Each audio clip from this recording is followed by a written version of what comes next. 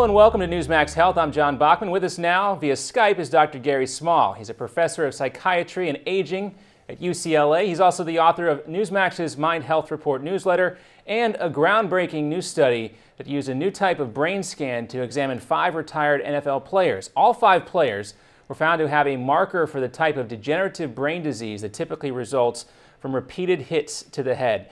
Now, Dr. Small, the sample size here was small, and I know that your findings are preliminary at this point, but were you surprised at what you found when you looked at the brains of these retired players? When we did this study, we hoped that we would see the tau protein deposit in the same areas of the brain that have turned up on autopsy to have these deposits. And we were surprised, we were pleasantly surprised to see this same pattern. And that's why we published this study, even though it's preliminary. The findings were so striking that we really had to get that out to the scientific community. Now previously it was possible to find the markers for this type of brain damage only during an autopsy after a person had died. Can you tell us how this new brain scan works and what it will mean for research into degenerative brain disease?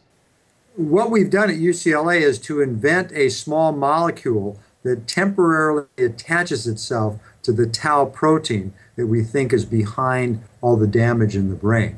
We add a radioactive label to that molecule, we inject it into the volunteer's vein, it's taken up by the brain, and if there's a lot of tau in a certain region of the brain, the molecule attaches itself, and the PET scanner acts like a radioactive Geiger counter and measures the radioactivity. I'm sorry, go ahead. I was going to say that it's important because it allows us to see for the first time this disease in living people. Now, we've been testing this in many people and first developed it for Alzheimer's disease. And we are able to detect these proteins years before people have symptoms.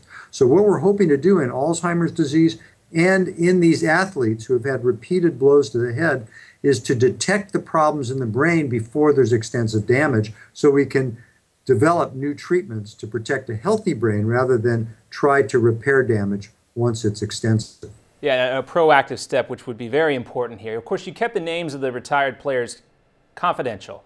How did they react, though, when you gave them the news about your findings?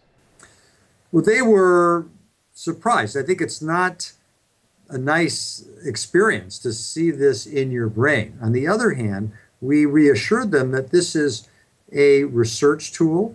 Many of the players had more advanced problems like dementia or mild cognitive impairment, so they weren't so surprised to see these problems in their brain. But one of them was normal for his age. And so we need to understand why do some players have this protein in the brain and they do fine and others do not. I suspect there are genetic factors and other issues going on. Now, at this point, is there anything that the retired players or anybody else can do to stop the cognitive problems that they have and the problems that you found from progressing?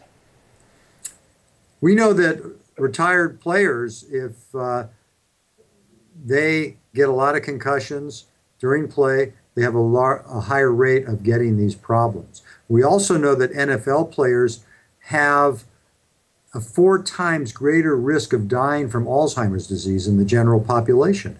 And people who have had head trauma leading to unconsciousness have a double risk for Alzheimer's. So there's a lot of connection between head trauma and Alzheimer's.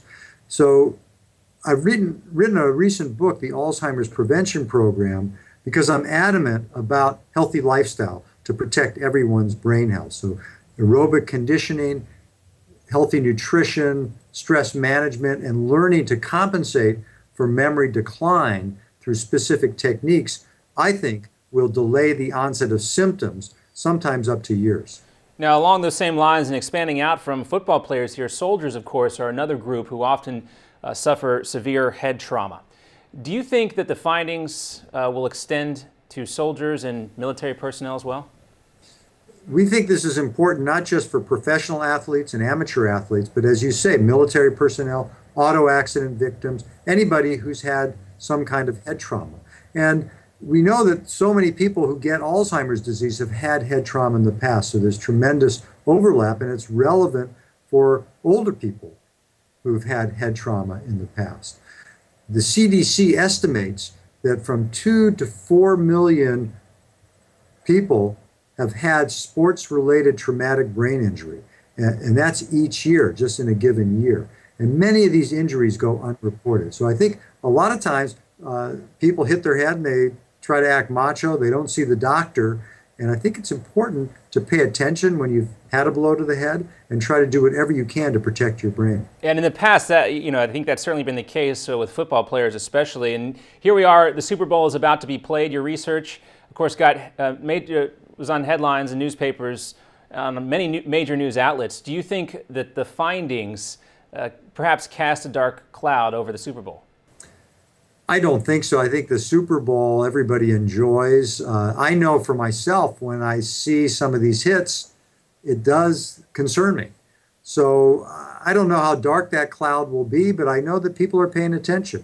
The NFL recently donated $30 million to the National Institutes of Health to try to stimulate some of the research in this area. I've been gratified by how many people have contacted me since this report came out. The players have been tremendous in volunteering for these studies and reaching out to their friends and other contacts to help us. So I am confident that if we can raise enough money to do this research the right way, we can really streamline these studies and protect their health. Well, this research certainly will be an important part of the progress made in combating traumatic brain injuries, Alzheimer's, and Lou Gehrig's disease as well. Dr. Gary Small, author of the Mind Health Report newsletter and the book, The Alzheimer's Prevention Program, which has just been released in paperback. Dr. Small, thanks for being with us. Thank you. I appreciate it.